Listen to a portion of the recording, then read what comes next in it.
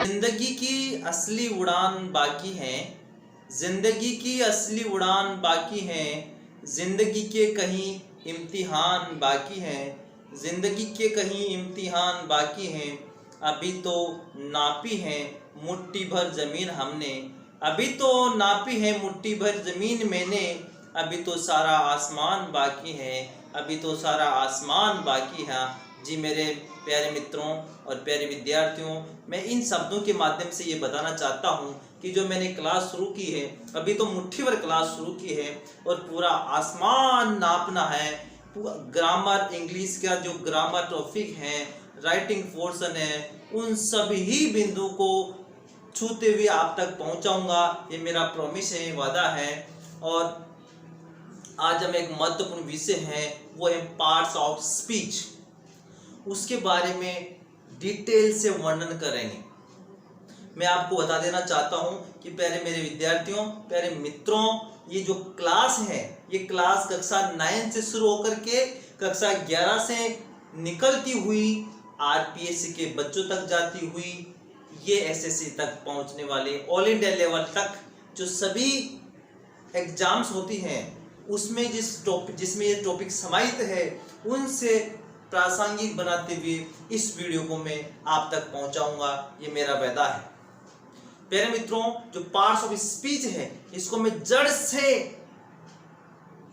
शुरू करता हुआ लास्ट तक आपको इसका फल प्राप्त करवाने का ये मेरा वादा रहेगा। तो आओ मित्रों, बात करते हैं मेरे प्यारे विद्यार्थियों की पार्ट्स ऑफ स्पीच है क्या। हिंदी की बात करें तो ये होते हैं भाषा के अंग। मित्रों और साथियों, आखिर ये है क्या, हम बात करते हैं तो इसकी जो आधारशिला है ये है कि जब इंसान पैदा हुआ, पैदा होने के बाद वो जब उसने बाहर ही नज़ारा देखा, दृश्य देखा, वस्तुओं को देखा, ऑब्जेक्ट्स को देखा, तो उन्होंने अपने दिमाग में कुछ थिंक किया। थिंक करके उन्होंने कुछ इशारों के माध्यम से, कुछ खट्टी मिट्टी या बुरी आवाज़ों के माध्यम से कुछ न कुछ आवाज़ें निकाली, और उन आवाज़ों को निकालते निकालते व्यक्ति धीरे धीरे उन आवाज़ों को एक विशेष आवाज़, एक निश्चित आवाज़ देने लगे, और वो धीरे धीरे निश्चित आवाज़ों में बदल गई। उनकी पर्टिकुलर अलग अलग आवाज़ हो गई। उन अलग अलग साउंड्स को हम हमारे भाषाओं में अक्षर, लेटर्स के माध्यम से मानते हैं। अक्षर क्या है, लेटर क्या है, लेटर ऑफ इंग्लिश अक्षर क्या है, ये अक्षर है, ये लेटर है, जो है सिंबल ऑफ साउंड, आवाज के प्रतीक हैं। आगे बात समझ में। अब बात करते हैं कि आवाज सिर्फ यहां से यहां तक पैदा होती है, कहीं नीचे से, पेड़ से, चेस्ट से पैदा नहीं होती है। ये सब जो गला है, गले से लेकर के मुंह यहाँ तक की इस पोर्शन से ही अलग अलग आवाजें पैदा उत्पन्न होती हैं। हम बात करें, और जब इसमें से जो साउंड्स निकलती हैं, उन साउंड्स को हमने दो कैटेगराइज में डिवाइड कर दिया है, दो कैटेगरी बना दी है। फर्स्ट कैटेगरी है स्वर, ओवेल्स है, जिसको आप जानते हो, और सेकंड कैटेगरी है कॉन्सोनेंट्स है। ओवेल्स क्या है, इस गले से जो आवाज निकलती हुई सीधी बिना कहीं भाग के थ्रो, जैसे नासिका है, दंत है ना, ये सब अलग अलग जो अंग है, उनसे टकराए बिना, स्ट्राइक किए बिना सीधी आकर के निकल जाती है, वो ओवेल्स होते हैं। ध्यान रखना आप, वो स्वर होते हैं। आगे बात समझो। और जो गले से सीधी नहीं आकर के कहीं ना कहीं टकराती हुई आती है, औष्ठ में, दंत में, नासिका में टकराती हुई जो आवाज आती है, वो व्यंजन होती है, वो कॉन्सोनेंट्स होती है। तो ये स्वर और कॉन्सोनेंट का भेद है। आपको एक बात बता दूं मैं, जहां आर्टिकल्स, डिटर्मिनर्स की बात की जाती है, किसी भी वर्ड को हम बोलते समय यदि स्वर से उच्चारण हो, वो वर्ड स्वर से उच्चारित होता है सीधे, तो उसमें एन का यूज किया जाता है, और जो स्वर से उच्चारित नहीं होता है, कॉन्सोनेंट से उच्चारित होता है, उसमें ए का प्रयोग किया जाता है। ये आप ध्यान रखना, यही सबसे इसका आधार है। ठीक है, तो अब मैं बात करता हूँ, चलता हूँ उन्हीं बातों को, उन्हीं शब्दों को, जो आवाजें निकली, उन आवाजों से मिलकर के क्या बना, उन आवाज साउंड ऑफ सिंबल प्रतीक से मिलकर के, जैसे आ, इसको हमने एक अ का रूप दे दिया, छिन्न का रूप दे दिया, ओ इसका भी हमने एक रूप दे दिया, का, मा इसका हमने एक प्रतीक बना दिया।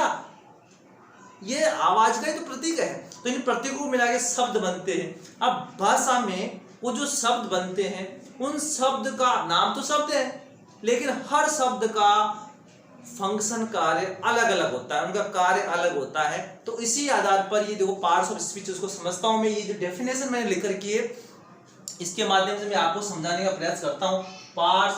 Parts of speech. Okay, definition क्या है इसकी? देखिए डेफिनेशन, व्हेन जब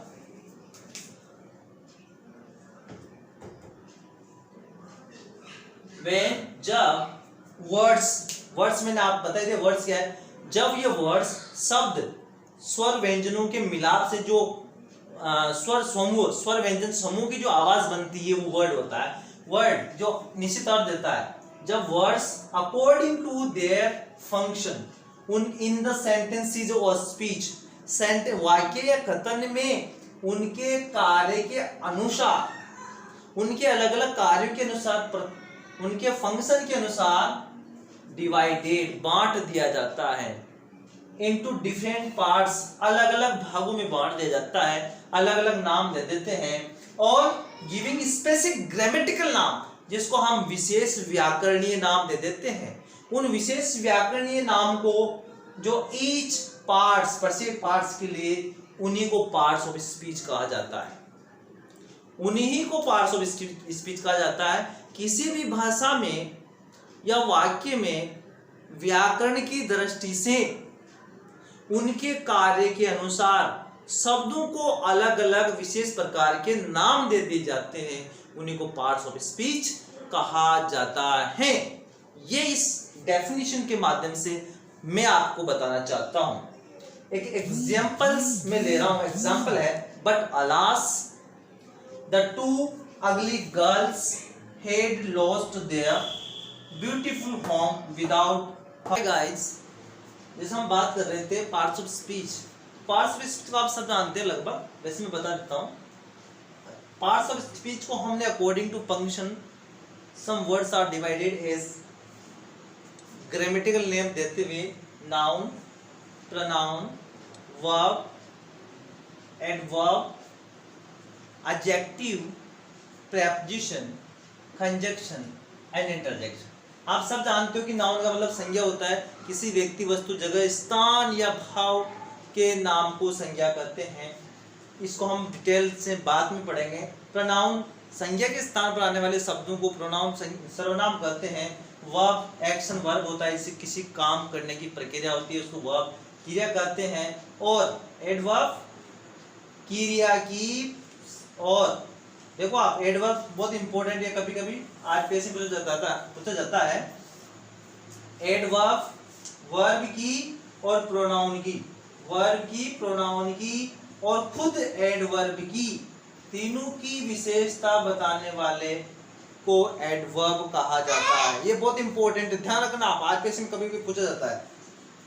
एडजेक्टिव विशेषण होता है, नाउन प्रोनाउन की विशेषता बताने वाला, क्रिया और सर्वनाम की विशेषता बताने वाले को विशेषण कहते हैं।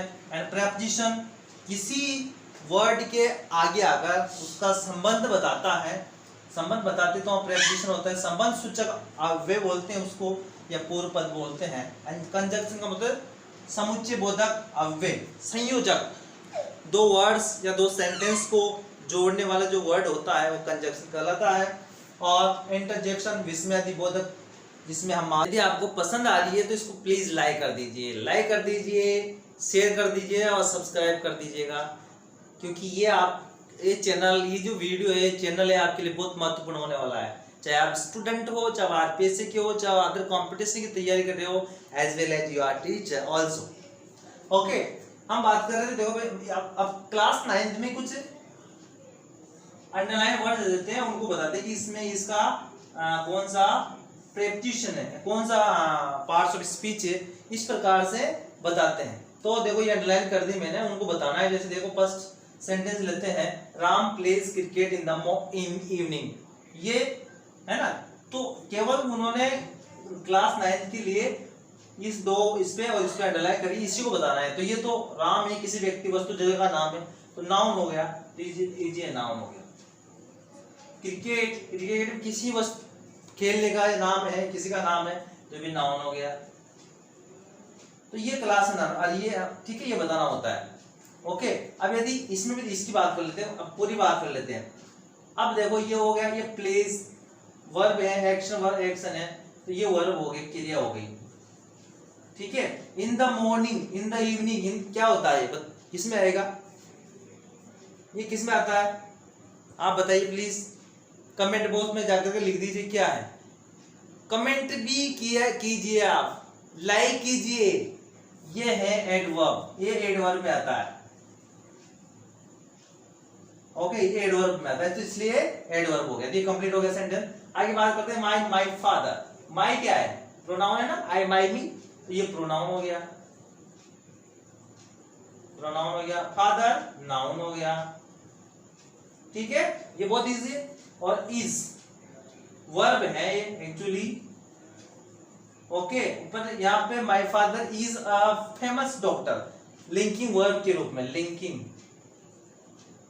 लेकिन वर्ब है। और ए, अब आप लोग केवल दो का बताना था, ये नाउन है ना, ये प्रोनाउन है, ये नाउन है, और ये भी क्या है, ये फेमस कौन, डॉक्टर।